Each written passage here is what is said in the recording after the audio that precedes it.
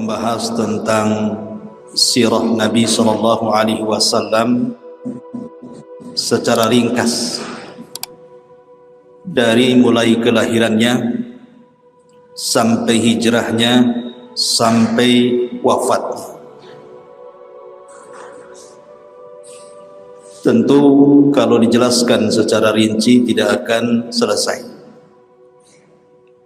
karena betapapun manusia ingin menjelaskan sirah Nabi sallallahu alaihi wasallam, usianya sudah pupus, sirahnya belum selesai.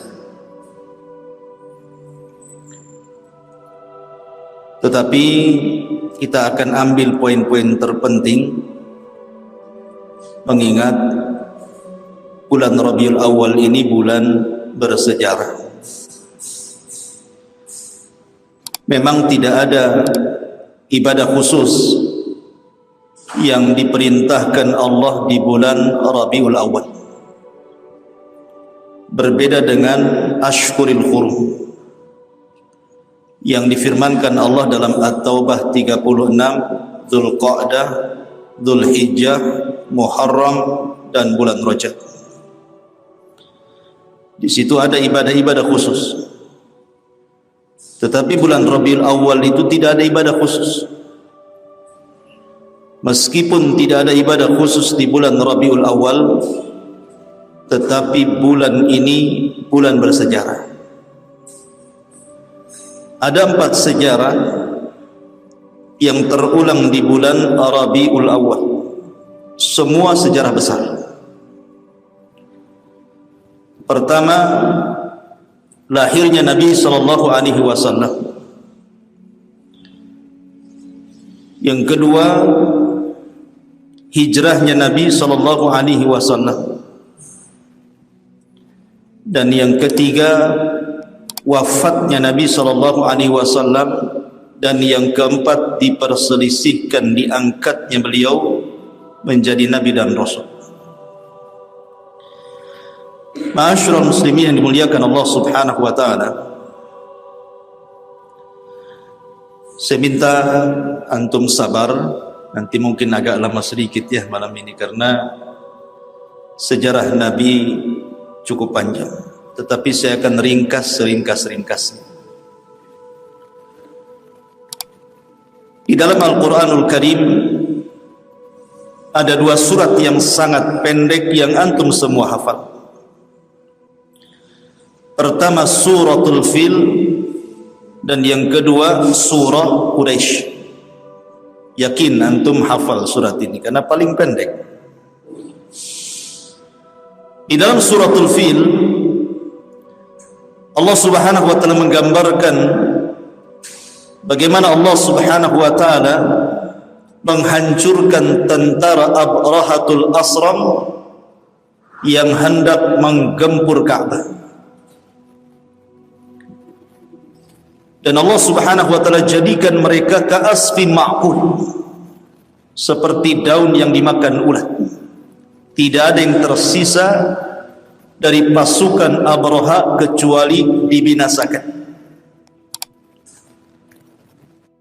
Adapun yang hidup dan berhasil lari,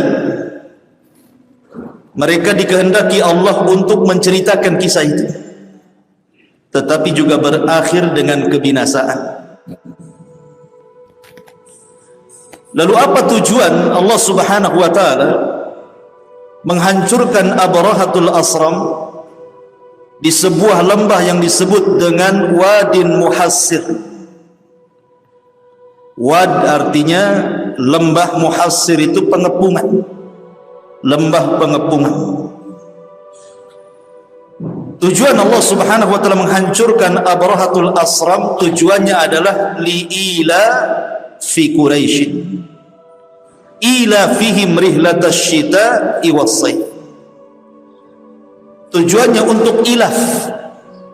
Ilaf itu mempersatukan orang-orang Quraisy yang sebelumnya bercerai-berai. Dengan peristiwa Abrahatul Asram itu orang-orang Quraisy jadi bersatu. Dan mereka diberikan nikmat oleh Allah Subhanahu wa taala dua nikmat yang sangat besar. Pertama, at'amahum min ju', yang kedua, wa amanahum min khauf. Pertama, Allah limpahkan rizkinya sehingga tidak ada orang kelaparan. Yang kedua, Allah berikan keamanan. Ma'asyiral muslimin yang dimuliakan Allah Azza wa Jalla, maka ketika Allah Subhanahu wa taala menghancurkan Abrahatul Asram, ya, karena Abraha tidak mungkin menghancurkan tanah haram, karena tanah haram adalah baladun amin, negeri yang sangat aman, yang Allah Subhanahu wa taala firmankan, wattini wazzaitun wa turi sinina wa hadzal baladil amin. Haram itu negeri aman, dan di situ akan lahir dari seorang wanita yang namanya Aminah. Aminah itu artinya aman.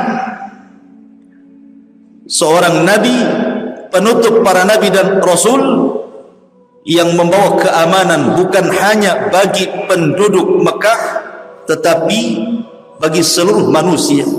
Wa ma arsalnaka illa rahmatan lil alamin. Tidaklah kami utus engkau wahai Muhammad kecuali menebar rahmat. Di mana? Di seluruh semesta alam, jinnya ataupun manusianya. Makanya kalau kita lihat nama-nama yang terlibat di dalam kelahiran Nabi sallallahu alaihi wasallam, pertama tentu ayahnya Abdullah, yang kedua Aminah, yang ketiga Suwaibah maulanya Abi Lahab, kemudian yang keempat Halimah Sa'diyah. Empat orang ini memiliki arti, memiliki makna bagi Nabi sallallahu alaihi wasallam. Adapun Abdullah terkandung padanya tauhid. Abdullah adalah hamba Allah, berarti Nabi sallallahu alaihi wasallam akan mendakwahkan tauhid. Yang kedua, ibundanya Aminah. Aminah artinya keamanan, karena Nabi sallallahu alaihi wasallam kelak akan menjadi pengaman bagi seluruh umat manusia. Nabi sallallahu alaihi wasallam bersabda, "Ana amanatun li ashabi. Fa idza dhahaba ashabi ata ummati ma tu'ad wa ashabi amanatun li ummati. Fa idza dhahabu ata ummati ma tu'ad." Aku adalah pengaman bagi para sahabat, dan sahabat pengaman bagi umatku. Artinya sumber keamanan dari Nabi sallallahu alaihi wasallam. Kemudian juga Halimah Sa'diyah. Halimah itu artinya akhlak, kelembutan. Karena Nabi sallallahu alaihi wasallam diutus untuk memperbaiki akhlak manusia. Bu'itsu li utammima makarimal akhlak. Aku diutus untuk menyempurnakan akhlak manusia. Dan Suwaibah diambil dari sawab, artinya pahala. Karena Nabi sallallahu alaihi wasallam berhak untuk mendapatkan pahala, dan siapapun yang mencintai Nabi sallallahu alaihi wasallam pun akan mendapatkan pahala. Karena tidak sempurna seseorang sampai Rasul lebih dicintai dibandingkan dirinya, orang tuanya, anak-anaknya, hartanya, sampai seluruh manusia di permukaan bumi yang ia cintai. Kapan Nabi sallallahu alaihi wasallam lahir? Ma'asyiral muslimin yang dimuliakan Allah Azza wa Jalla, Nabi sallallahu alaihi wasallam lahir pertama di hari Senin. Hari Senin ini adalah hari lahirnya Nabi. Dan itu berdasarkan nas. Ketika Nabi sallallahu alaihi wasallam puasa di hari Senin, kemudian Nabi sallallahu alaihi wasallam ditanya, maka Nabi sallallahu alaihi wasallam menjawab, "Dzakal ladzi wulidtu fihi." Itulah hari yang aku dilahirkan padanya. Maka hari Senin adalah hari kelahiran Nabi sallallahu alaihi wasallam, makanya disunnahkan berpuasa hari Senin. Adapun tanggalnya dan juga bulannya menjadi khilaf para ulama. Apakah Nabi SAW lahir di permulaan bulan, di pertengahan bulan, atau di akhir bulan? Dan apakah di bulan Rabiul Awal ataukah di bulan yang lainnya? Mayoritas para ulama, jumhur ulama tarikh mengatakan bahwa Nabi SAW lahir pada tanggal 12. Walaupun ada yang mengatakan tanggal 2, ada yang mengatakan tanggal 8, ada yang mengatakan tanggal 12, ada yang mengatakan tanggal 18, tetapi mayoritas para ulama menetapkan tanggal kelahiran Rasul 12. Begitu juga bulannya, Rabiul Awal. Walaupun ada yang menyelisihi, seperti Imam Ibnu Hazm rahimahullahu taala mengatakan bahwa Nabi SAW tidak lahir di bulan Rabiul Awal, tapi lahir di bulan Ramadan. Tetapi tidak berdasarkan dalil, tetapi dalil. Alasannya karena Nabi SAW diutus ketika usianya 40 tahun di bulan Ramadan, maka begitu juga beliau lahir di bulan Ramadan. Tapi pendapat ini tidak berdasar. Maka jumhur ulama mengatakan bahwa pendapat yang kuat bahwa Nabi SAW lahir di bulan Rabiul Awal, bulan sekarang ini. Adapun tahun itu berdasarkan ijma', kesepakatan, tidak ada khilaf. Rasul lahir di tahun gajah. Berarti secara singkat Nabi SAW lahir di hari Senin di tanggal 12 di bulan Rabiul Awal di tahun gajah. Itulah tanggal, bulan, hari dan tahun kelahiran Nabi sallallahu alaihi wa ala alihi wasallam. Ma'asyiral muslimin yang dimuliakan Allah Subhanahu wa taala. Ketika Nabi sallallahu alaihi wasallam lahir, habrul Yahud, pembesar Yahudi yang ada di Madinah, mendatangi seluruh kabilah-kabilah Yahudi yang ada di Madinah. Karena ketika itu di Madinah dipenuhi dengan orang Yahudi, ada Bani Qunaiqah, ada Bani Nadir, ada Bani Quraidah.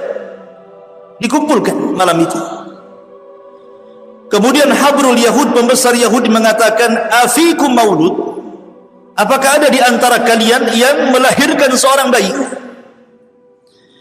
Rupanya tidak ada di malam itu yang melahirkan satu pun dari orang Yahudi yang melahirkan bayi. Kenapa pembesar Yahudi ini keluar mengumpulkan orang-orang Yahudi? Karena di malam kelahiran Nabi SAW itu muncul bintang yang disebut dengan Najmu Ahmad, bintang Ahmad, dan itu tidak diketahui kecuali orang-orang Yahudi. Makanya kemudian pembesar Yahudi berkumpul, bertanya kepada orang-orang Yahudi, afikum maulud, apa di antara kalian ada yang dilahirkan dari anak-anak kalian? Kata orang ini tidak ada. Bingunglah habrul Yahudi. Kemudian mereka mengontak orang Yahudi yang ada di Mekah. Rupanya orang Yahudi yang ada di Mekah mendengar bahwa Abdul Muttalib, kakek Nabi SAW yang merupakan Sadatul Arab, pembesar Arab, pemimpinnya Arab, Sayyidul Batha, memiliki cucu dari Aminah. Maka dia pun penasaran, kemudian melihat bayi Nabi SAW, rupanya dia melihat stempel kenabian. Maka dia pun menangis dan mengatakan, "Dhahaba nubuwatu Bani Israel." Dhahaba nubuwatu Bani Israel. Telah hilang kenabian dari Bani Israel dan sudah diambil orang Arab. Telah hilang. Bani Israel yang selama ini menunggu di kota Madinah ratusan tahun, sampai mereka bersabar dengan cuaca ekstrim Madinah. Sebelum kedatangan Nabi SAW, Madinah itu kota wabah. Mereka bertahan ratusan tahun di situ. Dan mereka tidak mengambil negara-negara lain. Mereka tidak hijrah ke Yaman yang sudah jelas-jelas subur tanahnya. Tidak juga kemudian menetap di Syam, yang sudah jelas-jelas memang Syam itu kota yang sangat yang sangat maju, tapi mereka kemudian malah memilih di Madinah karena mereka berangan-angan akan lahir seorang nabi dari Bani Israel dan Madinah itu tempat munculnya. Rupanya tidak ada seorang nabi dari Yahudi yang lahir dari bangsa Arab. Makanya dia mengatakan zahaba nubuwatu Bani Israel. Sudah hilang kenabian dari Bani Israel, sudah diambil orang Arab. Itu pula yang menyebabkan orang-orang Madinah itu masuk Islam. Kenapa orang-orang Ansor itu mudah masuk Islam? Karena orang-orang Ansor ketika mereka masih musyrik, Ansor itu kan terdiri dari dua kabilah. Pertama kabilah Khazraj, yang kedua kabilah Aus. Kabilah Khazraj dan Aus ini selalu bertikai dengan orang Yahudi, dan orang Yahudi selalu mengancam mereka dengan mengatakan, tunggu saja kalian sampai Nabi kami hadir, kami berantas kalian gitu. Sehingga Khazraj dan Aus mendapatkan banyak informasi tentang kenabian. Makanya ketika kemudian datang musim haji ala musyrikin, Nuqaba dari Khazraj dan Aus, para pembesar Khazraj dan Aus, mereka berangkat ke Mekah. Kemudian mendengar bahwa di Mekah itu ada seorang yang ngaku nabi. Karena mereka sudah dapat informasi dari orang-orang Yahudi, mereka ingin kemudian melihat nabi itu. Rupanya apa yang selama ini dibicarakan orang-orang Yahudi ada pada Nabi Shallallahu Alaihi Wasallam. Sebab itulah mereka tidak ragu-ragu masuk Islam. Kemudian setelah mereka pun yang sedikit ini masuk Islam, mereka pulang ke Madinah, diajaknya Khazraj dan Aus untuk masuk Islam. Makanya kenapa dakwah Rasul di Madinah itu tidak lama, tetapi mengislamkan banyak penduduk Madinah. Tetapi orang-orang Mekah degil karena tidak diinformasi soal kenabian. Makanya mereka keras menolak, apalagi hasadnya siapa? Abu Jahal kepada Bani Abdul Manaf. Makanya kemudian orang-orang Mekah sulit untuk beriman. Ma'asyiral muslimin yang dimuliakan Allah Azza wa Jalla, kembali kepada cerita kelahiran Nabi sallallahu alaihi wasallam. Ketika Nabi sallallahu alaihi wasallam lahir, sebelumnya Abdul Muttalib bermimpi bahwa dia akan punya cucu dan disuruh memberi nama Muhammad ataupun Ahmad. Maka betul saja, rupanya Aminah setelah 50 hari tragedi perang Gajah, kurang 3 tahun dan 50 hari itu, 2 tahun lebih, tiba-tiba kemudian Aminah mengandung. Maka Abdul Muttalib senang ketika betul-betul kemudian dia lahir. Maka Abdul Muttalib langsung menggendong Rasul, dimasukkan ke dalam Ka'bah.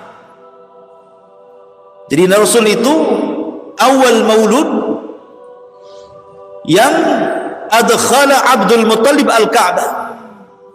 Jadi pertama lahir saja oleh Abdul Muttalib langsung digendong, dibawa ke dalam Ka'bah. Kemudian dia mengatakan, samaituhu Muhammadan, ku beri nama anak ini Muhammad ataupun Ahmad dalam Al-Quran. Kenapa? Tafa'ul. Karena tafa'ulan artinya nama itu kan doa. Mudah-mudahan bayi ini banyak dipuji manusia. Makanya jangan sembarang kasih nama. Kasih nama itu yang benar. Nama anaknya siapa Pak? Jupiter, komputer. Nah, itu bukan. Nama itu yang benar. Abdullah, ya, Abdurrahman, Muhammad, tak masalah, seperti nama Nabi. Ma'asyiral muslimin yang dimuliakan Allah Azza wa Jalla, selang beberapa waktu datanglah maradi. Karena kebiasaan orang-orang Arab itu, mereka kalau punya bayi tidak disusui sendiri ibunya. Jadi orang-orang kota itu supaya anaknya sehat, karena kalau hidup di kota banyak penyakit. Kemudian anaknya tidak terdidik, kemudian bahasanya kacau, kemudian kesehatannya terganggu. Makanya anak-anak orang kota, Rasul itu lahir di kota. Rasul itu lahir di kota. Tidak ada nabi yang dari desa. Semua nabi itu orang kota. Bukan berarti merendahkan desa, tidak. Tapi semua nabi orang kota. Nah, Nabi SAW itu terlahir yatim. Karena Abdullah ketika safar ke Madinah terkena huma Yathrib, terkena wabah Yathrib. Mungkin di zaman sekarang macam corona. Karena Madinah dahulu itu penuh dengan wabah sebelum masuknya Rasul ke Madinah. Tapi setelah hijrahnya Nabi SAW ke Madinah, hilang wabah itu. Makanya disebut Madinatun Thayyibah, Madinah yang baik, tidak ada wabah lagi. Lah Nabi SAW akhirnya terlahir yatim karena Abdullah meninggal karena wabah. Dan Rasul itu seyatim-yatimnya anak yatim, karena ketika brojol saja dia tidak melihat ayahnya, karena ayahnya meninggal ketika Rasul 6 bulan dalam kandungan Aminah. Dari sini Allah Subhanahu wa taala firmankan, "Wadduha wal laili idza saja ma wadda'aka rabbuka wa ma qala", sampai kepada wa wajadaka yatiman fa'awa. Kami dapati engkau Muhammad dulu yatim, fa'awa, Allah yang melindungimu. Kalau Allah yang melindungi siapapun, tidak mungkin terlantar bayi itu, karena Allah menjamin dengan melindunginya. Maka siapapun yang dilindungi Allah tidak akan terlantar. Walaupun Nabi itu diasuh dari tangan ke tangan, tidak pernah terlantar hidupnya. Tiba-tiba kemudian datang maradi, orang-orang yang menawarkan untuk menyusui bayi dari kampung-kampung, dari kabilah-kabilah Badui. Datanglah kabilah dari Bani Sa'idah. Ketika seluruh orang melihat Nabi SAW, tidak ada yang mau mengambil. Alasannya yatim, kemudian fakir. Kalau saya mengambil anak ini, kemudian saya susui, saya rawat, saya jaga, dapat apa saya? Ibunya miskin, anaknya yatim, sehingga tidak ada satupun keluarga Badui yang mengambil Rasul untuk disusui. Rupanya ada satu orang yang telat datang, namanya Halimah Sa'diyah, orang paling miskin di desanya. Itu pun membawa atan, pakai unta yang kurus sekali. Lama jalannya kalau unta kurus itu, sehingga dia paling terakhir datang. Ketika seluruh kawan-kawannya, tetangga-tetangganya sudah mendapatkan bayi yang dibawa pulang ke kabilahnya, sudah tidak ada bayi lagi kecuali Rasul SAW. Mikir Halimah sudah yatim, miskin pula, tapi kemudian suaminya memastikan gak apa-apa, bawa saja anak ini, mudah-mudahan ada berkah. Akhirnya kemudian Halimah pun setuju, setuju untuk membawa Nabi SAW. Dibawalah Nabi SAW ke kabilah Bani Sa'diyah, ke rumah Halimah Sa'diyah. Subhanallah, ketika Halimah membawa gadis itu, membawa Nabi itu, bayi itu, Nabi SAW betul-betul berkah. Malamnya mereka itu sudah lelah, namanya dari perjalanan jauh, berhari-hari kan, menuju kota, apalagi miskin, tidak punya makanan. Tiba-tiba ketika mereka mengambil bayi Nabi SAW, subhanallah, kambing yang dibawanya, orang-orang dulu kan kalau bawa bekal kan bawa kambing, ya, kalau lapar disembelih, karena makanan pokoknya orang Mekah itu daging kambing. Beda dengan Madinah, kurma. Tapi makanannya orang Mekah walaupun daging kambing tidak mengakibatkan kolesterol, darah tinggi dan stroke. Beda kambing Batam, apalagi kambing Tamiang, ya langsung ke Tamiang lah habis makan tuh. Kenapa kemudian kambing-kambing di sana itu kalau dimakan, pagi makan kambing, siang makan kambing, malam makan kambing, sehat? Karena ada doa berkah dari Nabi Ibrahim. Ketika Ibrahim alaihi salatu wasallam berkunjung ke rumah Ismail, kemudian istri keduanya setelah menceraikan istri pertama, Ismail punya istri lagi satu, istrinya solehah. Kemudian dihidangkan kepada Ibrahim air putih Zam-zam, kemudian daging kambing. Ibrahim mengatakan, Allahumma barik li ta'amihim wa syarabihim. Ya Allah, berkahi air ini Zam-Zam. Ya Allah, berkahi daging ini. Sejak itu Zam-Zam menjadi berkah, daging kambing pun jadi berkah. Tapi di sana, bukan di sini. Di sini ATB tidak berkah, apalagi kambingnya. Coba saja kalau nggak percaya, 1 bulan antum makan kambing pagi, siang, sore, pagi, siang, sore. Apa nggak naik tensinya? Ya. Masyarul muslimin yang dimuliakan Allah Azza. Jadi orang dulu itu kalau safar ya bawa kambing, karena itu makanan pokoknya masalahnya. Lah kambing-kambingnya kurus. Ketika Nabi SAW sudah di pangkuan Halimah, tiba-tiba susunya kambing itu gemuk-gemuk dan bisa diperah. Dan mereka bisa minum dari susu itu. Malam itu semua tertidur nyenyak. Baik suaminya, Halimahnya, kemudian bayi yang disusuinya. Kan orang yang menyusui harus punya bayi dia. Kalau nggak punya bayi nggak keluar susunya. Dan ketika Nabi SAW hendak disusukan sebelah kiri, tidak mau dia. Mau disusukan ke sebelah kiri, tidak mau, tetap sebelah kanan. Kenapa? Karena Rasul tahu bahwa sebelah kiri milik saudara sepersusuannya. Kecil-kecil tahu hak orang tuh. Itu masih bayi tahu itu hak orang, tidak mau. Kita udah tua-tua main hambat aja hak orang, ya kan? Tak peduli. Ya. Masyarul muslimin yang dimuliakan Allah Azza wa Jalla. Akhirnya kemudian Halimah pun langsung keesokan harinya menunggang atan unta yang kurus kering itu. Subhanallah, unta walaupun kurus kering, ketika Rasul berada di atas tunggangan itu, unta itu kuat. Bahkan yang sudah saudara-saudaranya, satu kabilah itu yang sudah 3 hari pulang, 4 hari pulang, rupanya bisa dikejar dengan unta kurus itu, dan dia pula yang pertama sampai di kabilahnya.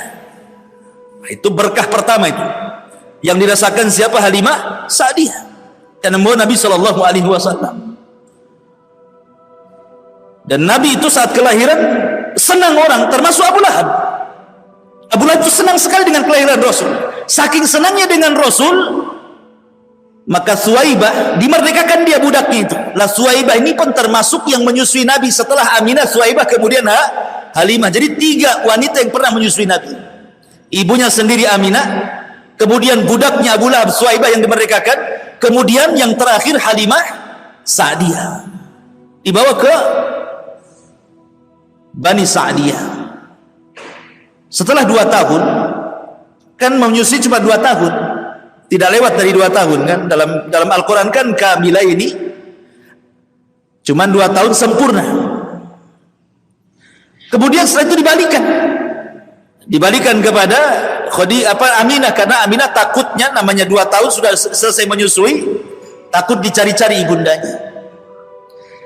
Tetapi Aminah takut kalau seandainya Nabi SAW ada di pangkuannya dan dia masih usia 2 tahun terserang penyakit atau wabah yang ada di kota Mekah, takut terserang penyakit.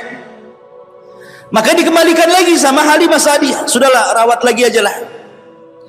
Akhirnya dibawa lagi, dan senang hati Halimah. Kenapa? Karena sudah tahu berkahnya. Karena selama berada di pangkuan Halimah itu, kambing-kambingnya gemuk gitu ya. Kemudian juga Bani Sa'diyah diguyur hujan, kemudian juga tumbuh-tumbuhannya subur-subur. Jadi memang Rasul membawa berkah bukan bagi keluarga Halimah saja, tapi bagi kabilahnya Sa'diyah gitu. Senanglah kemudian Halimah dibawa lagi ke kabilah Sa'diyah. Masalahnya ketika di usia 6 tahun terjadi kejadian yang membuat khawatir Halimah Sa'diyah. Ketika Nabi SAW berusia 6 tahun ini, mendekati 6 tahun, bermain-main dengan saudara sepersusuannya, tiba-tiba kemudian ada turun 2 orang yang berbaju putih, kemudian membawa Nabi SAW, kemudian membaringkannya, kemudian membelah dadanya, mengjantungnya, memasukkan ke bejana emas, dicucinya dengan Zam-Zam, dimasukkan kembali, kemudian dirapatkan kembali, dan itu disaksikan oleh saudara sepersusuannya. Namanya anak 6 tahun kan polos kan. Larilah anak ini ngomong sama ibunya bahwa saudara sepersusuannya Rasul SAW tiba-tiba ditangkap 2 orang, dibelah dadanya, diambil jantungnya, dimasukkan lewat. Takut nih, ini anak orang ini, dan masih bekas jahitannya ada ya. Tetapi medisnya malaikat beda dengan medisnya manusia. Kalau diambil jantungnya matilah orang. Ya, ini medis malaikat. Karena memang sudah mempersiapkan dia akan menjadi orang yang mulia di permukaan bumi, Muhammad sallallahu alaihi wasallam. Akhirnya karena takut di usia 6 tahun dikembalikan kepada Aminah bintu Wahb ini. Maka di usia 6 tahun kembali ke pangkuan ibundanya Aminah. Ketika kembali ke pangkuannya Aminah di usia 6 tahun, maka Aminah ingin berziarah ke kuburan ayahnya di Madinah. Berangkatlah Aminah dengan Ummu Aiman dan juga Nabi SAW yang ketika itu usianya 6 tahun menuju kota Madinah, kota Yathrib. Setelah menziarahi kuburan ayahnya, kemudian pulang lagi ke Mekah. Rupanya di tengah jalan antara Mekah dan Madinah namanya Abwa, Allah takdirkan Aminah sakit, kemudian memarah, dan sebab itulah wafatnya Aminah di Abwa. Dan Rasul menyaksikan wafatnya ibundanya bersama Ummu Aiman.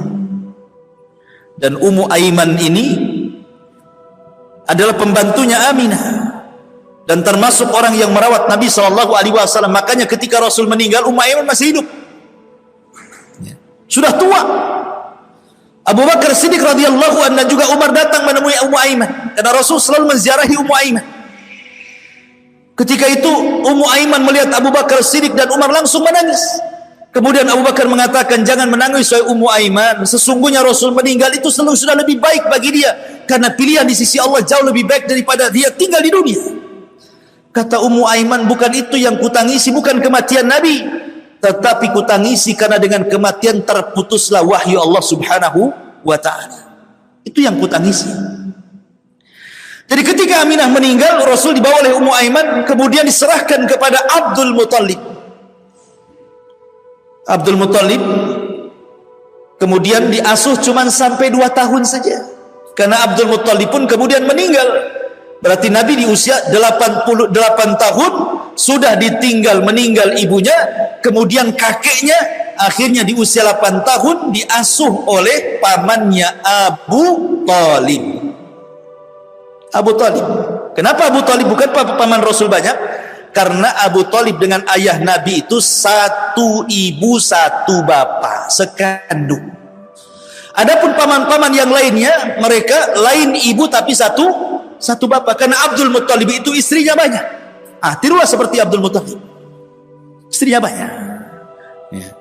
Ma'asyiral muslimin yang dimuliakan Allah Azza wa Jalla, yang sekandung ini Abdul dengan Abu Talib. Makanya Abdul Muttalib berwasiat sebelum meninggalnya agar Abu Talib merawat Rasul sallallahu alaihi wasallam, karena Abdul Muttalib itu sangat mencintai Rasul melebihi anak-anaknya.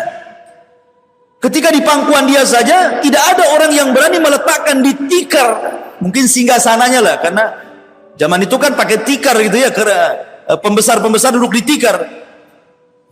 Tidak ada yang berani duduk di tikar Abdul Muttalib. Tapi Abdul Muttalib meletakkan Rasul di sampingnya di tikarnya dan mengatakan, kelak orang ini akan menjadi pemimpin kalian. Memang tafaulnya luar biasa Abdul Muttalib. Sudah ada firasat gitu ya. Akhirnya kemudian Abdul Muttalib meninggal di usia 8 tahun, jatuh ke tangan Abu Talib. Abu Talib ini paman Nabi yang paling miskin masalahnya. Banyak anaknya, paling miskin.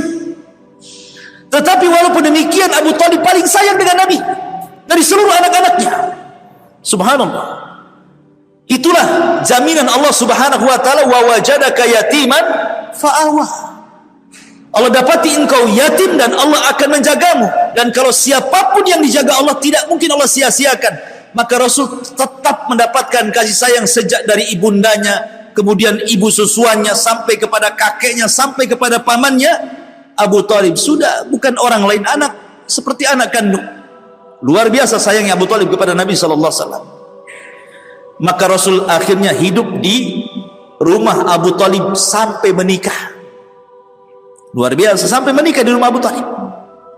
Makanya setelah menikah dan dia jadi orang kaya, Rasul tidak mau melupakan kebaikan Abu Talib.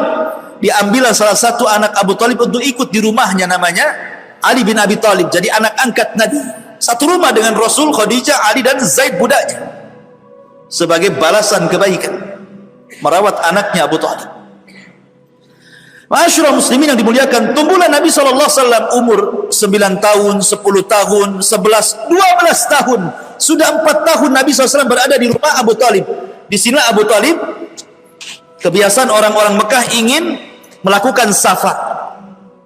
Safar dalam rangka rihlatas syita'i was saif.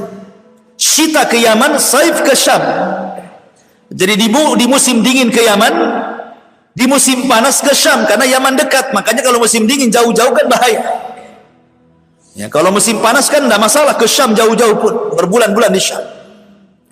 Jadi Abu Thalib tidak tega meninggalkan Rasul, walaupun hendak dititipkan kepada Abbas pamannya yang lain, tapi hatinya Abu Thalib tidak tega. Sehingga akhirnya terpaksalah dibawa Nabi SAW sekalian diajari untuk berniaga. Di usia 12 tahun tuh, bayangkan melakukan safar yang jauh ke Syam, yang kalau naik unta itu 1 bulan. Maka diajaklah Nabi SAW menuju Syam. Banyak kafilah-kafilah yang bolak-balik mondar-mandir dari Mekah ke Syam, mondar-mandir itu setiap tahunnya. Tetapi di Syam itu, di perbatasan, ada seorang namanya Buhaira Rahib, seorang padri dari padri-padri Yahudi yang tinggal di perbatasan Syam. Dia diusir dari kaumnya karena terlalu keras, Buhaira Rahib itu, sehingga dia menyendiri dari kaumnya. Nah, setiap ada kapilah, ya biasa aja, nggak mereka gitu. Tetapi ketika dia melihat tanda-tanda yang selama ini dia pelajari dari kitab-kitabnya, dia baca dari kitab-kitab lamanya, bahwa akan lewat di hadapannya seorang nabi, maka dia terus memperhatikan kafilah-kafilah itu. Sampai akhirnya ketika melihat kafilah Abu Thalib, dihentikan sama Buhaira Rahib itu. Kemudian diajak makan, tumben-tumbennya dia ngajak makan. Kemudian diajak makan, dijamunya Abu Thalib dan rombongannya. Ketika itu Nabi SAW diperintahkan untuk menjaga kafilah untanya. Kemudian Buhaira Rahib mengatakan, adakah yang tersisa dari engkau? Kata Abu Thalib, ada, anakku namanya Muhammad, dia sedang menjaga unta. Kata Buhaira Rahib, panggil anak itu kemari, makan di sini. Akhirnya ketika melihat Nabi SAW, Buhaira itu langsung terperanjat. Apalagi kemudian melihat tanda-tanda kenabian yang ada di bahunya. Maka langsung Buhaira bertanya kepada Abu Thalib, ini anak siapa? Kata Abu Thalib, ini anak saya. Kata Buhaira Rahib, bohong. Anak ini tidak punya bapak dan tidak punya ibu. Kok tahu? Ya karena baca kan ya. Orang-orang Yahudi itu mengenal Nabi yang akan lahir lebih mengenal dibandingkan anak-anak mereka. Ya'rifunahu kama ya'rifuna abnahu. Makanya Abu Thalib akhirnya ngaku, ya, dia bukan anakku tapi anak dari saudaraku. Dari situ kata Buhaira Rahib, tahukah engkau ya Abu Thalib, anak ini akan menjadi sejarah dunia dan akan jadi nabi. Sebaiknya kau jangan meneruskan perjalanan ke Syam. Sebab kalau orang-orang Yahudi Syam mengetahui dia calon nabi, pasti dibunuh karena hasadnya mereka. Rupanya nabi mereka yang ditunggu-tunggu bukan dari Bani Israel, orang Arab pula. Bisa dibunuh anak ini. Bawa balik. Karena yang ngomong tokoh, Abu Thalib takut lah kan itu. Kalau ngomong orang biasa mikir deh, ini yang ngomong Buhaira Rahib, seorang rahib besar kan itu. Akhirnya Abu Thalib pun tidak jadi membawa Nabi ke Syam, balik lagi ke Mekah di usia 12 tahun. Maka Abu Thalib hanya berdagang tanpa Nabi SAW. Lah ketika Nabi SAW di usia 12 tahun inilah, maka Nabi SAW berusaha mencari pekerjaan. Karena memang rata-rata pekerjaan orang miskin, orang susah di zaman itu ya jadi penggembala kambing.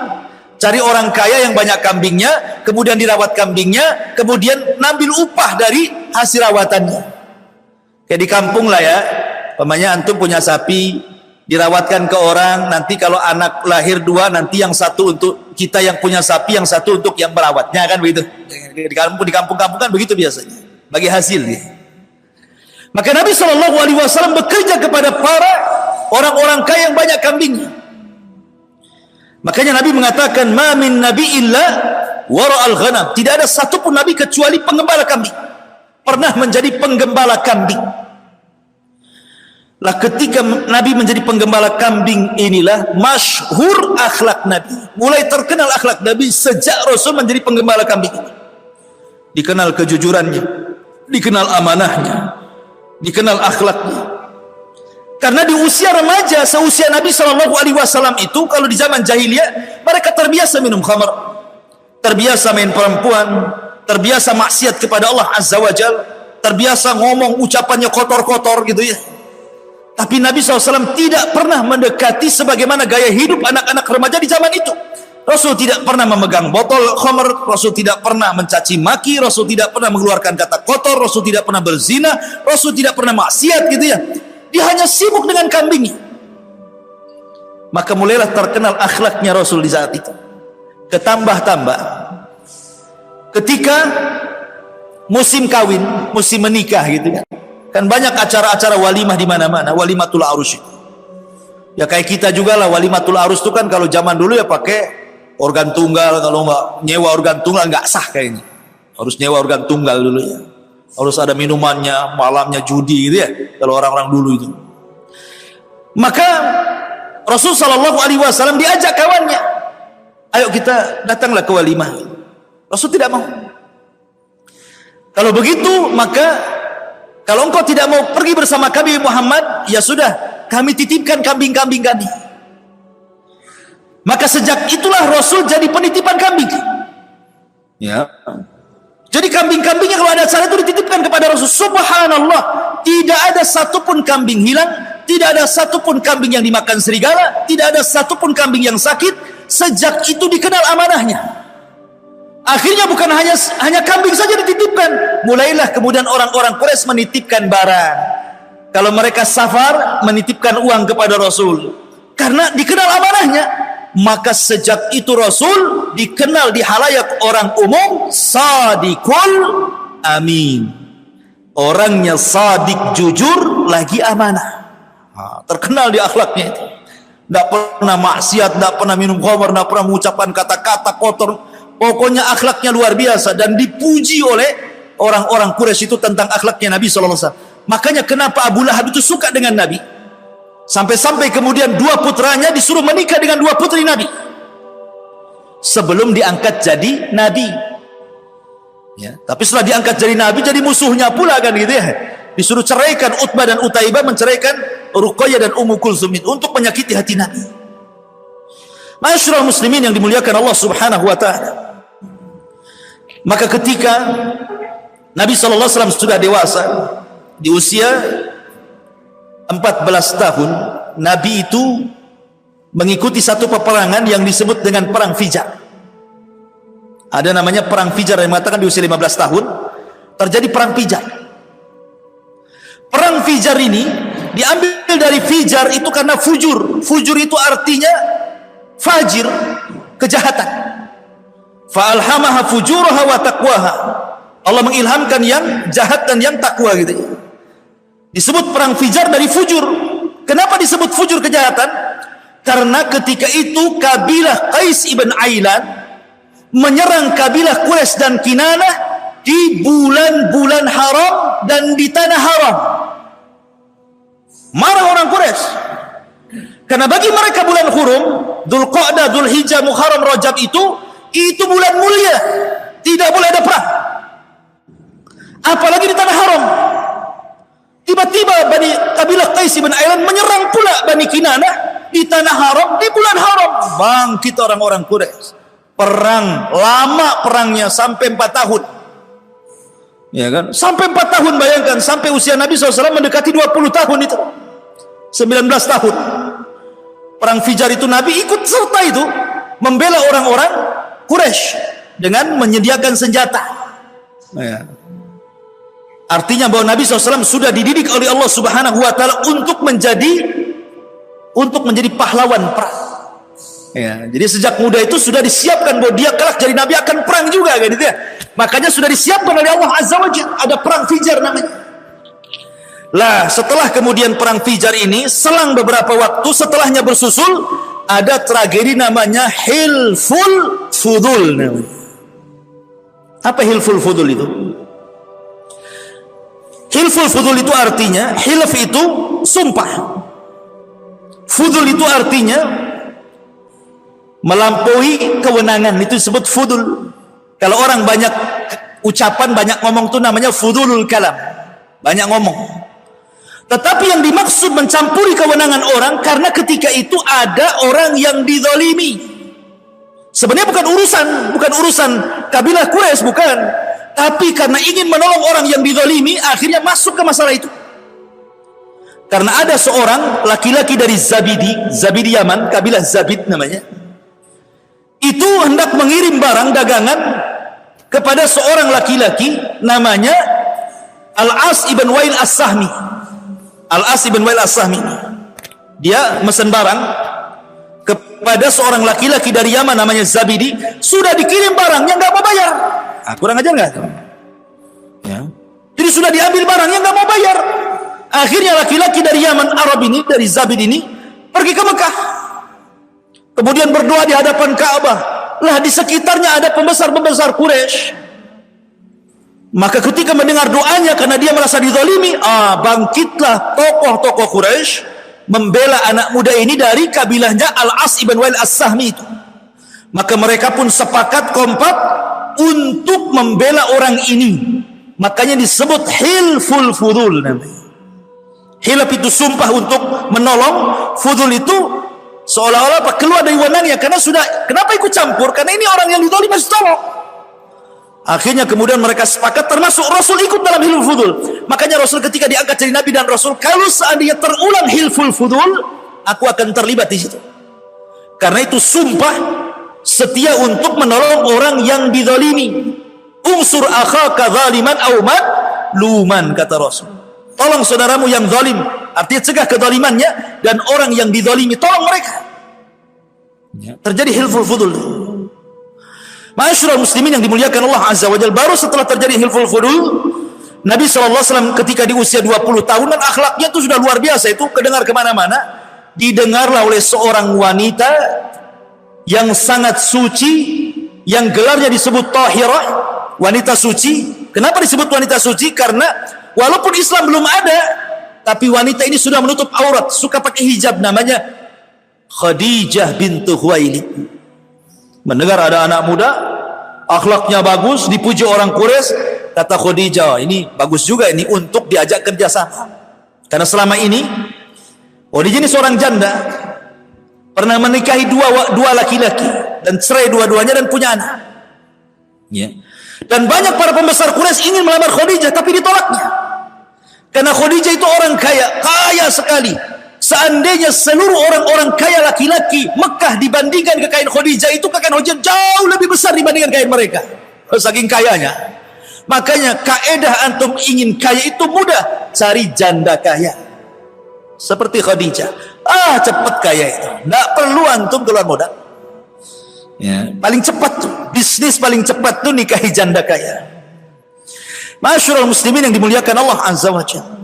Akhirnya kemudian dipanggilah Rasul ke hadapan Khadijah dan ditawari, diajak kerjasama dengan sistem mudharabah. Khadijah yang punya modal, Rasul yang memainkan modalnya Khadijah. Tapi Rasul itu birrul walidainnya tinggi. Dia tidak mau langsung kecuali hatta astadzin ammi, tunggu dulu sampai saya minta izin pamanku. Lihat, urusan dagang aja minta izin. Mas sekarang mana ada minta izin? Orang dikasih modal senang, nggak usah izin-izin. Tapi Rasul minta izin dulu. Kata pamannya, ya sudah, ambil aja, nggak apa-apa. Maka Nabi SAW mulai memutarkan modalnya Khadijah. Awalnya di Mekah, ya dagang sekitar Mekah gitu ya, dan mendapatkan keuntungan luar biasa. Akhirnya Khadijah pun makin ingin yakin kalau mukim itu kan mungkin orang baik, bisa saja baik karena tetangga, karena satu kampung. Coba ketika safar, belum tentu orang itu baik. Karena safar itu disebut safar, artinya yusfirur rajul. Kenapa orang pergi disebut safar dalam bahasa Arabnya? Safar itu artinya memperlihatkan tabiat orang, itu disebut safar. Makanya ketika kita satu kampung baik, ketika safar nampak bakhilnya, nampak tidak mau nolongnya, nampak egoisnya, nampak semua nampak tuh kalau safar itu. Makanya orang itu dianggap baik kalau bertetangga baik, ketika safar baik, ketika diajak bisnis dia baik. Itulah baik. Maka akhirnya kemudian Khadijah mengutus pembantunya yang laki-laki itu namanya Maisarah. Maisarah bukan perempuan, laki-laki. Walaupun ada tak marbutohnya di situ. Bahasa Arab Maisarah berarti perempuan. Ya, secara bahasa Arab. Tapi laki-laki tidak mungkinlah di Rasul sama perempuan kan itu. Laki-laki Maisarah namanya. Kata Khadijah, ini sekarang perjalanan pertama bagi Rasulullah, bagi Muhammad itu. Kau awasi dia. Catat segala sesuatu. Dari akhlaknya, ucapannya, muamalahnya, catat, jangan ada yang terlewat.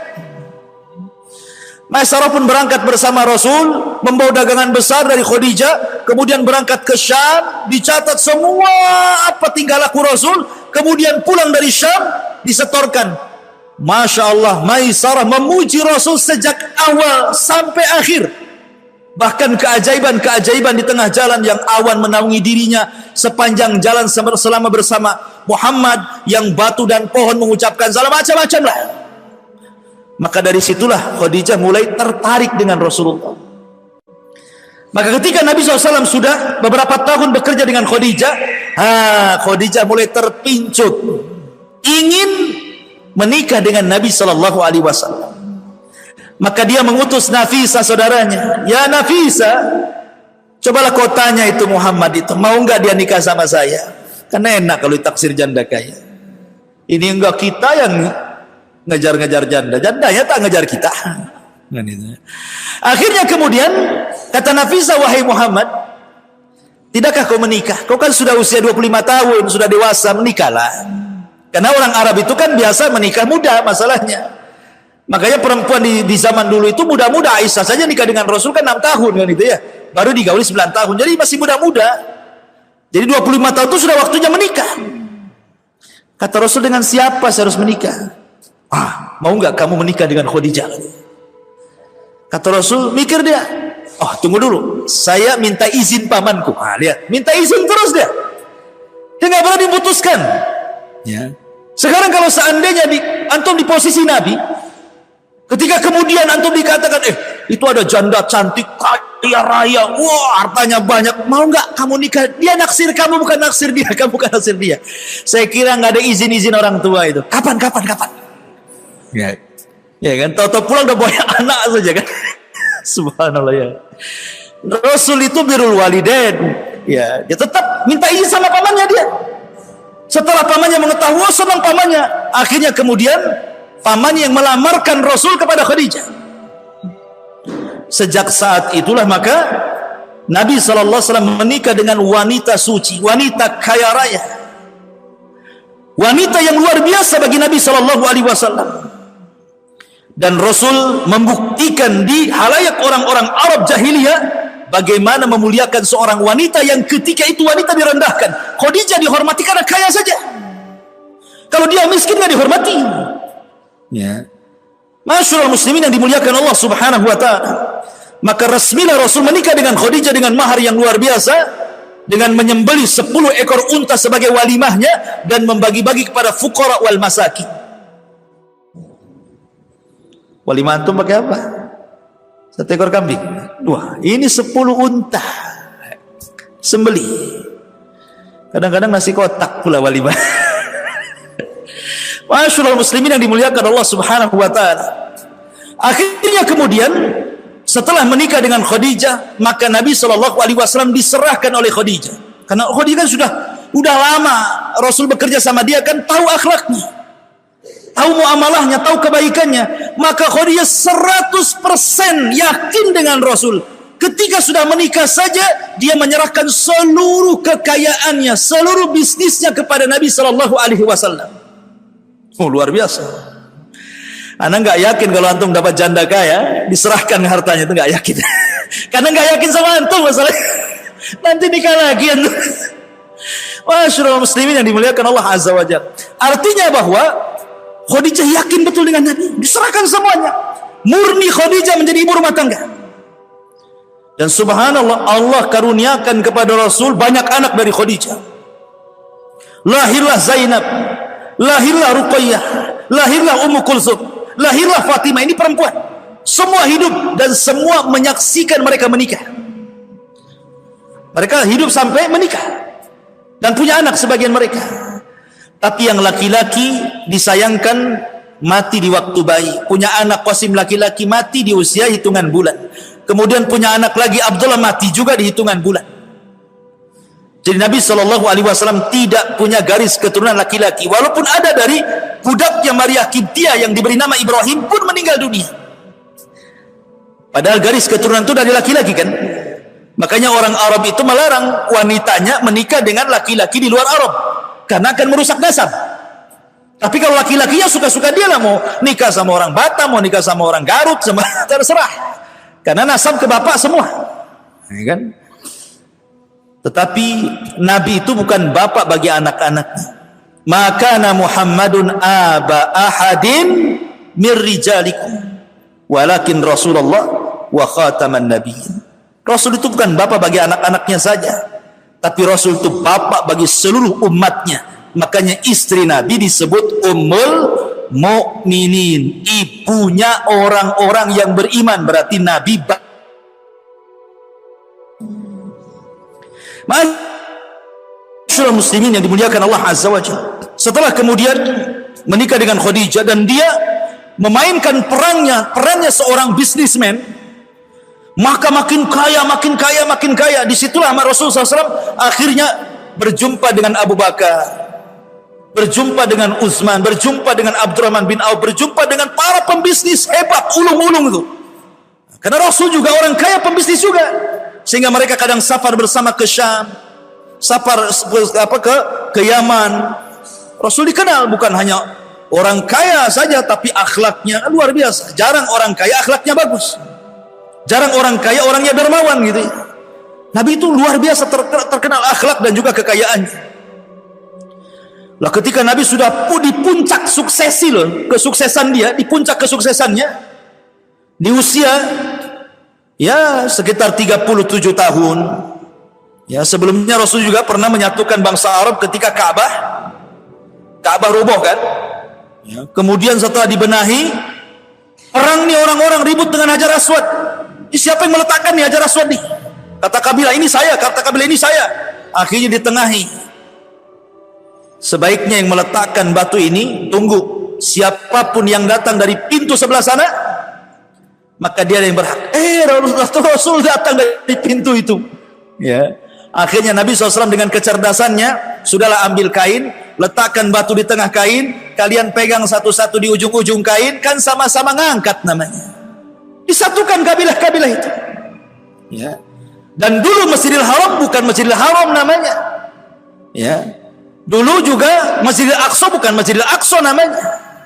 Dulu namanya Al-Bait. Masjidil Aqsa disebut Baitul Maqdis.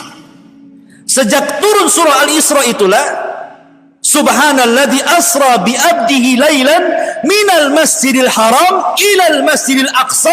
Sejak itulah Al-Bait disebut Masjidil Haram dan Baitul Maqdis disebut Masjidil Aqsa.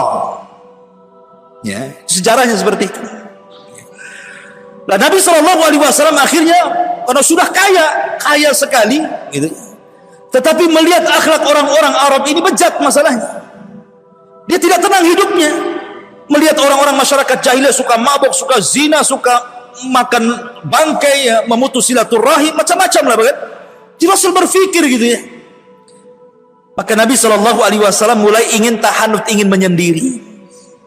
Di usia 37 itu dia mulailah ke Mina, kadang-kadang 1 bulan di Mina, kadang-kadang 1 bulan di Muzdalifah, sampai akhirnya ketika usianya 40 tahun tepat di bulan Ramadan, Nabi menemukan tempat yang sangat tinggi sekali, yang Mekah nampak dari atas. Namanya Gua Hira. Rupanya ketinggian Gua Hira itu memiliki makna hissi wa maknawi. Artinya hissi bahwa Nabi berada di ketinggian, bahwa dia akan menjadi orang yang paling tinggi di seluruh bangsa Arab. Dan secara maknawi, dia akan menjadi seorang Nabi yang akan memimpi bukan hanya bangsa Arab, tetapi seluruh bangsa-bangsa di dunia. Disitulah Rasul di bulan Ramadan selama 1 bulan tinggal di Gua Hira. Khadijah bolak-balik ngantar makan. Maka ketika tanggal, ada yang mengatakan 27 Ramadan, ya, karena Al-Quran turun itu di akhir 10 akhir Ramadan. Keliru ada orang yang mengatakan nuzulul Quran itu tanggal 17. Karena tanggal 17 itu tidak ada Lailatul Qadar. Lailatul Qadar itu kalau tidak tanggal 21, 23, 25, 27, 29. Antara itulah Quran turun. Walaupun ulama yang merojekkan 27 kan, 27 Ramadan itu. Anggaplah Rasul di tanggal 27 Ramadan, artinya sudah 27 hari Rasul dalam gua itu. Tiba-tiba datang orang yang berbaju putih sangat tampan, kekar gitu ya, memeluk Rasul dari belakang. Kemudian membisikkan, "Iqra ya Muhammad. Iqra ya Muhammad." Rasul ini tidak bisa baca tulis, maka ini mengatakan ma'ana biqari, ma'ana biqari. 3 kali disuruh Iqra, dia nggak bisa. Akhirnya mulailah ditalkinkan oleh orang ini dan mengatakan, "Iqra bismi rabbikal ladzi khalaq, khalaqal insana min 'alaq, Iqra wa rabbukal akram alladzi 'allama bil qalam, 'allamal insana ma lam ya'lam." 5 ayat pertama surah Al-Alaq turun. Ketika itulah Rasul resmi diangkat jadi nabi. Baru 3 bulan setelahnya diangkat jadi Rasul dengan turunnya surah Al-Mudaththir 5 ayat. Karena surat yang pertama turun itu Al-Alaq, itu nomor 1. Nomor 2-nya Al-Mudaththir. Nomor 3-nya Nun. Nomor 4-nya Muzammil. Nomor 5-nya Al-Fatihah. Nomor 6-nya Al-Lahab. Baru surat-surat terus sampai selesai. Ya. Ma'asyiral muslimin yang dimuliakan Allah Azza wa Jalla. Jadi ketika Nabi SAW kemudian sudah dinobatkan jadi Nabi dengan turunnya surah Al-Alaq 5 ayat pertama ini, maka Nabi SAW pun pulang. Ya. Kemudian di tengah jalan, rupanya dia menyaksikan Jibril dalam bentuk aslinya, gitu ya, sedang duduk di antara langit dan bumi. Ketakutan Nabi. Ya gimana loh, Jibril itu besar, memiliki 600 sayap, satu sayapnya terbentang antara ujung barat dan ujung timur, saddal ufuk kan itu ya. Jadi kalau melihat ke sana sayap Jibril, melihat ke sana sayap Jibril, ke belakang sayap Jibril, kayak langit itu sayap Jibril semua, saddal ufuk namanya ya. Gimana nggak takut Nabi? Makanya Nabi SAW kemudian pulang dan mengatakan kepada Khadijah, "Dathiruni, dathiruni ya Khadijah, selimuti aku, selimuti aku." Dan peristiwa itu setelah 3 bulan, kemudian tiba-tiba ketika Rasul di dalam selimut, Jibril datang dan mengatakan, "Qul ya ayyuhal muddatsir." Hei orang yang berselimut, "Qum fa'anzir." Qum fa'anzir. Berdiri, jangan tidur. Beri peringatan orang-orang. Wa rabbuka fakabbir. Dan Rabbmu besarkan. Wa thiyabaka fatahhir. Bersihkan pakaianmu. Wa ruzza fahjur. Dan begitu seterusnya. Maka resmilah diangkat jadi nabi. Jadi nabi itu konsekuensinya kita wajib membenarkan, Rasul itu konsekuensinya kita wajib mengikuti. Jadi kalau nabi itu wujubut tasdik, kalau Rasul itu wujubul ittiba. Itu ya bahasanya. Nabi itu harus dibenarkan, kalau Rasul harus diikuti. Kenapa? Karena ketika jadi nabi, Rasul tidak disuruh untuk menyampaikan. Ya, ketika jadi nabi Rasul tidak disuruh untuk menyampaikan, yang disuruh untuk belajar. Iqra kan itu. Suruh belajar. Belum ada disuruh menyampaikan. Ketika diangkat jadi nabi, suruh menyampaikan. Makanya nabi itu harus dibenarkan dan Rasul harus diikuti. Makanya kenapa ada istilah ikhlas wal ittiba namanya. Kita harus ikhlas dan harus ittiba mencontoh Nabi sallallahu alaihi wasallam. Masyarul muslimin yang dimuliakan Allah Azza wa Jalla, dan itu di usia 40 tahun. Dari sini faedahnya bahwa usia Rasul kenapa tidak diangkat ketika di usia 20 tahun? Ketika di usia 30 tahun? Bisa saja Allah mengangkat dia di usia 30 tahun kan? Tapi kenapa diangkat di usia 40 tahun coba? Karena 40 tahun itu nikmat Allah sudah sempurna. Rata-rata usia 40 tahun sudah punya istri, sudah punya anak, sudah punya rumah, sudah punya pekerjaan. Apalagi tinggal tobat ibadah kepada Allah. Alam ya'ni lilladzina amanu an tahsha'a qulubuhum bi dzikrillah wa ma nazala minal haq. Tidakkah sampai usia-usia yang sudah 40 tahun itu untuk kembali mengingat Allah. Karena orang kalau sudah usia 40 tahun, kalau dia bertobat, diberikan taufik sampai wafatnya. Kalau usia 40 tahun susah dia tobat, selamanya akan susah diberikan taufik. Percaya ya. Usia 40 tahun nih, kalau terus maksiat nggak tobat, susah dapat taufik dia. Susah. Tapi kalau dia bertobat, maka akan makin jadi dia tobatnya. Ya. Makanya ada istilah tua-tua keladi. Ada tua makin jadi tobatnya. Bukan jadi nggak jelas itu ya. Ma'asyiral muslimin yang dimuliakan Allah Azza wa Jalla. Kemudian Rasul di usia 40 tahun diangkat jadi nabi. Mulailah Nabi SAW berdakwah. Disinilah tantangan Nabi luar biasa. Pertama yang didakwai siapa? Khadijah. Dan Khadijah orang yang pertama beriman kepada Rasul. Belum ada laki-laki beriman, Khadijah sudah beriman. Kemudian anak-anaknya, ya, Zainab, Ruqayyah, Ummu Kulthum, Fatimah, semua masuk Islam. Kemudian budaknya Zaid ibn Harithah. Kemudian Ali di usia 10 tahun, baru. Jadi inilah orang-orang yang pertama masuk Islam di rumah Nabi. Khadijah, kemudian anak-anaknya, kemudian Zaid budaknya, kemudian Ali bin Abi Thalib. Ini belum keluar. Makanya ku anfusakum wa ahlikum nara. Jagalah diri kalian dan keluarga kalian dulu. Baru keluar. Baru setelah itu keluar dapat Abu Bakar. Inilah Abu Bakar nih yang pertama dapat nih. Dan Abu Bakar luar biasa. Ketika melihat Nabi diajak masuk Islam saja, tidak ada keraguan. Satu-satunya sahabat yang masuk Islam, tidak ada keraguan, cuma Abu Bakar. Yang lainnya masih mikir, betulkah dia Nabi? Jangan-jangan bukan. Tengok dulu, dengerin dulu, gitu ya. Kalau Abu Bakar enggak, ya karena Abu Bakar sudah jadi kawan Nabi sejak zaman jahiliyah, tahu akhlaknya. Dan Abu Bakar juga pernah bertemu dengan Buhairah Rahib. Kemudian Abu Bakar bermimpi dan mimpinya diceritakan kepada Buhairah Rahib saat safarnya. Kemudian kata Buhairah Rahib, wahai Abu Bakar, engkau akan menjadi wazir, menteri seorang Nabi. Dan Abu Bakar baru menceritakan mimpinya ketika menjadi khalifah. Makanya dia nggak ragu-ragu untuk masuk ke dalam Islam. Abu Bakar itu langsung asyhadu an la ilaha illallah wa annaka rasulullah. Mantap. Ya. Baru Abu Bakar nyari yang lain, cari Utsman bin Mas'ud.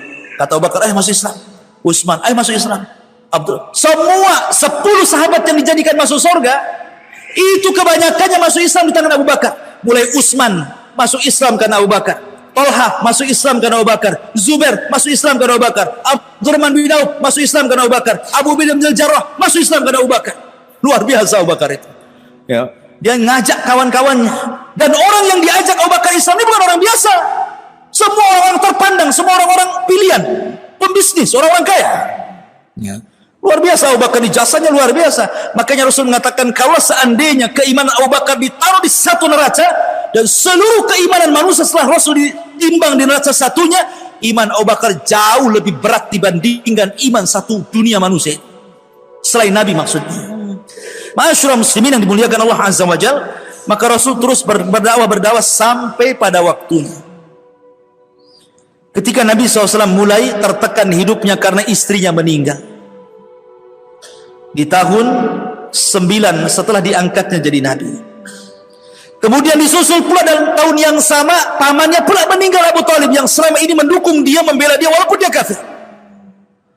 Mulailah Nabi SAW, ancaman dakwahnya makin, akhirnya dia ke Taif, diusir pula di Taif. Ketika pada tahun antara 10-11 Hijriah, 10-11 sebelum hijrah atau tahun setelah diangkatnya jadi Nabi dan Rasul, maka Allah menghibur Nabi SAW dengan peristiwa Isra dan Mi'raj.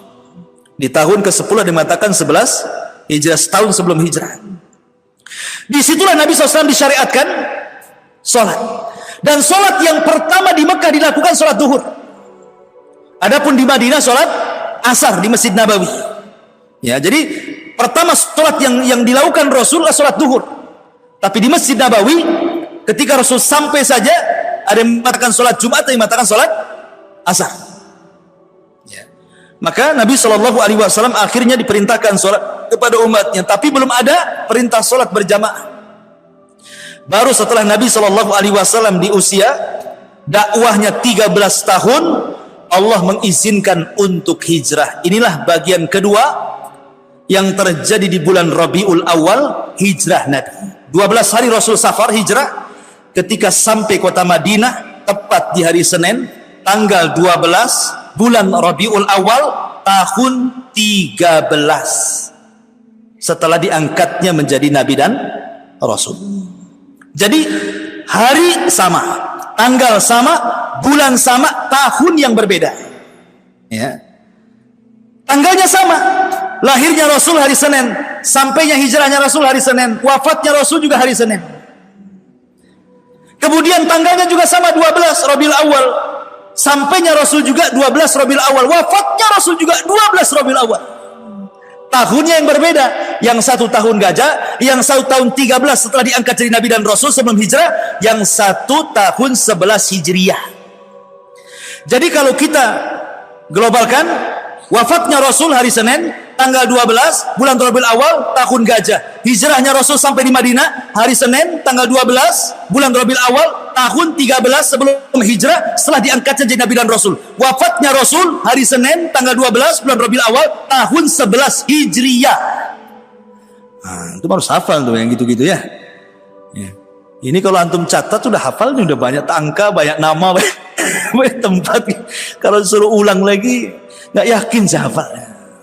Nggak apa-apa, dengarkan saja. Ini sejarah Nabi penting. Ketika Nabi SAW sudah hijrah, ini yang hijrah ini ikhwan, yang terlibat dalam hijrah yang paling berjasa itu keluarga Abu Bakar. Pertama yang berjasa Abu Bakar, yang kedua anaknya Asma, yang ketiga anak laki-lakinya Abdurrahman, yang keempat pembantunya Abdullah ibn Uraikid. Ini 4 orang berjasa dalam perjalanan hijrah. Pertama Abu Bakar, karena yang mendanai semua hijrah Rasul Abu Bakar. Kedua Asma. Asma inilah yang membawa makanan saat Rasul bersembunyi di Gua Sur. Tadi Gua Hiro, sekarang Gua Sur. 3 hari untuk mengelabui orang-orang musyrik seolah-olah Rasul sudah berjalan di jalan Madinah, padahal dia masih sembunyi di Gua Sur di Mekah. Yang ngasih makan Asma. Bayangkan Asma ini harus meregang nyawa loh ya. Kalau ketahuan bisa dibunuh dia. Ya. Tapi dia tetap mengantar makanan untuk abinya, bapaknya dan Nabi.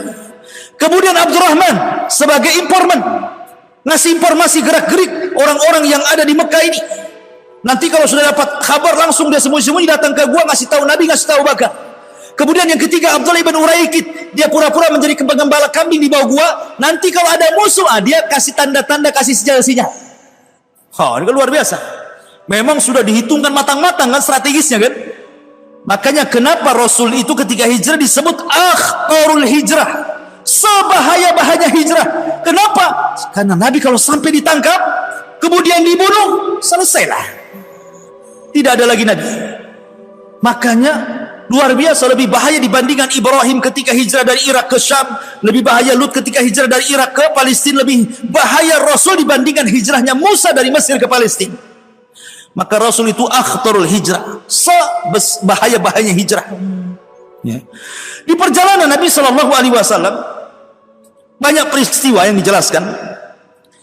Pertama, Nabi SAW sampai di bukit namanya Bukit Suraqah, karena di situ Rasul terkejar oleh Suraqah ibn Malik. Makanya nanti daerah itu sampai sekarang disebut Bukit Suraqah, karena Suraqah sampai di situ mengejar Nabi. Suraqah ibn Malik itu cuman sendiri dia masalahnya. Ketika dia hendak menghunus pedang, kudanya terperosok jatuh, dia ambillah pedangnya sama Nabi. Akhirnya ketakutan dia. Diajak masuk Islam nggak mau, tapi Suraqah dijanjikan, wahai Suraqah, kata Rasul, maukah kamu kalau engkau masuk ke agamaku, engkau akan dipakaikan dari pakaian Kisra nanti kelak, katanya. Tulis Abu Bakar, ini janjiku kepada Suraqah. Akhirnya Abu Bakar nulis, diserahkan suratnya ke Suraqah. Belakangan dia masuk Islam. Kemudian dia pulang ke Mekah, ketemu dengan pasukan. Kata Suraqah, nggak ada, saya sudah nyusul ke sana, nggak ada Abu Bakar, nggak ada Muhammad, ke tempat lain katanya. Selamat Nabi. Ya. Akhirnya kemudian setelah terus jalan, ketemulah dengan Ummu Ma'bad. Karena kehabisan bekal Rasul dengan Abu Bakar, pusing cari orang. Rupanya di tengah padang pasir ada tenda, rupanya ada seorang wanita tua, suaminya nggak ada. Rasul minta dijamu, tapi nggak ada yang bisa diminum. Dia punya kambing kurus, perempuan, Nggak punya anak, gimana? Kambing kalau bersusu kan punya anak, ini nggak punya anak, gimana mau bersusu kan? Tapi mujizatnya Rasul, langsung diusap kambingnya, tiba-tiba susunya gemuk-gemuk, diperah sama Rasul, dapatlah banyak tuh susunya. Keajaiban Rasul, mujizat namanya. Antum walaupun ngelus-ngelus 100 kali gak akan keluar itu, karena bukan, antum tidak punya mujizat. Ya, masyarakat muslimin yang dimuliakan Allah Azza wa Jalla. Akhirnya kemudian kata Rasul, "Ishrab ya Abu Bakar." Minum wahai Abu Bakar. Kata Abu Bakar, "Bal anta shrab ya Rasulullah." Bahkan engkau yang minum. Bahkan engkau yang minum wahai Rasul. Kata Rasul, akhirnya Rasul minum. Setelah minum 1 kali diberikan kepada Abu Bakar. "Bal ishrab ya Rasulullah." Minum lagi wahai Rasul, minum lagi. "Bal ishrab ya Rasulullah." Minum lagi. Apa kata Abu Bakar? "Lamma ra'aitun nabiyya sallallahu alaihi wasallam yashrab, thumma yashrab, thumma yashrab hatta rawaitu," katanya. Ketika aku melihat Rasul minum, kemudian minum, kemudian minum, hilang dahagaku, katanya. Aneh. Orang lain yang minum, dia hilang dahaga. Kalau kita lagi ngelak nih, ya kan, antum lagi haus ngelak gitu ya, tengok ada minum es itu, ayo kelak. Kapan ini orang ini ngasih es sama saya? Kan begitu ya. Ini aneh gitu Abu Bakar ini. Melihat Nabi minum, kok hilang dahaganya. Kenapa? Saking senangnya. Begitulah orang yang disenangi. Orang kalau sudah cinta itu, subhanallah ikhwan, bisa gila orang itu kalau cinta. Makanya ada namanya Laila Majnun, kan itu ya. Antum pernah dengar cerita Laila Majnun? Laila nama perempuannya, Majnun nama laki-lakinya. Maka disatukan Laila Majnun. Ini si Majnun ini kalau datang di malam hari senang. Kenapa? Karena malam bahasa Arabnya apa? Lailun. Berarti pacarnya ada di malam hari. Kalau datang siang nggak suka dia, karena bahasa Arabnya siang itu naharun, nggak menyebut pacarnya. Jadi kalau malam hari senang, kenapa? Datang Laila. Jadi suatu ketika si Majnun ini berburu, dia lapar, berburu dia, betul-betul ingin cari makan, ambil busur, ambil panah, masuk ke hutan, ada lah di itu menjangan itu. Tahu menjangan itu kijang. Ini panah itu kena, ya. Akhirnya ditangkap. Ketika mau disembelih, diperhatikan matanya. Kok matanya sama dengan mata Laila, katanya. Dilepas, makanya Majnun. Kan gitu. Gara-gara mata si kancil seperti mata kekasihnya dilepas dia, kan gitu. Itulah Majnun. Majnun itu artinya sinting. Ya. Masyarakat muslimin yang dimuliakan Allah Azza wa Jalla. Jadi orang kalau sudah cinta itu bisa gila. Bisa nggak terasa apapun gitu. Lihat kecintaan Abu Bakar kepada Rasul itu kan luar biasa gitu. Karena saking senangnya Rasul itu hilang apa hausnya, dia pun jadi hilang sendiri hausnya. Itulah kecintaan yang luar biasa, tidak dimiliki siapapun kecuali Abu Bakar kepada Nabi Shallallahu Alaihi Wasallam. Nah, itulah perjalanan hijrah itu. Sampai akhirnya sampailah Nabi Shallallahu Alaihi Wasallam di Kuba. Di Kuba inilah Nabi Shallallahu Alaihi Wasallam mendirikan masjid pertama kali. Namanya Masjid Kuba. Kemudian Nabi SAW ketika itu lewat di sebuah kabilah bertepatan dengan hari Jumat, maka Rasul pun melaksanakan Jumat pertama di situ. Sebenarnya sebelumnya sudah ada Jumat. Sebelum Rasul melaksanakan Jumat di Madinah sudah pernah dilaksanakan Jumat, jumlahnya 40 orang. Makanya kenapa dalam mazhab Syafi'i salat Jumat itu harus 40 orang. Kalau tidak, maka tidak sah Jumatnya. Karena Jumat yang pertama, kalau nggak salah As'ad ibn Zurarah yang diutus Nabi Shallallahu Alaihi Wasallam ke Madinah gitu kan. Kemudian diarahkan nanti kalau hari Jumat kau sholatlah Jumat di sana. Maka kemudian As'ad ibn Zurarah ini melaksanakan sholat Jumat pertama di Madinah sebelum Rasul datang ke Madinah. Dan jumlahnya 40 orang. Makanya dalam mazhab Syafi'i sholat Jumat itu harus 40 kan? Tidak boleh lebih. Boleh lebih tapi tak boleh kurang. Kalau kurang mereka sholat duhur lagi. Tidak sah dianggapnya. Karena berpatokan dengan Jumat yang dilakukan pertama kali jumlahnya 40 orang. Ya. Kuat dalilnya sebenarnya. Ya, ada dalilnya 40. Lantum yang membolehkan di bawah 40 mana dalilnya? Hah? Yang membolehkan di bawah 40 itu mana dalilnya coba? Ini dalilnya 40 loh ya. Masyarul muslimin yang dimuliakan Allah Azza wa Jalla, jawab sendiri. Kita sedang menjelaskan sejarah bukan fikih. Baik. Kemudian setelah Nabi SAW sampai di Kuba, kemudian melaksanakan Jumat juga di situ yang kedua kalinya setelah sahabat, kemudian baru mengarah ke kota. Setelah sampai kemudian di kota, Rasul pun membangun masjidnya dan juga rumahnya. Maka masjid yang kedua dibangun Masjid Nabawi.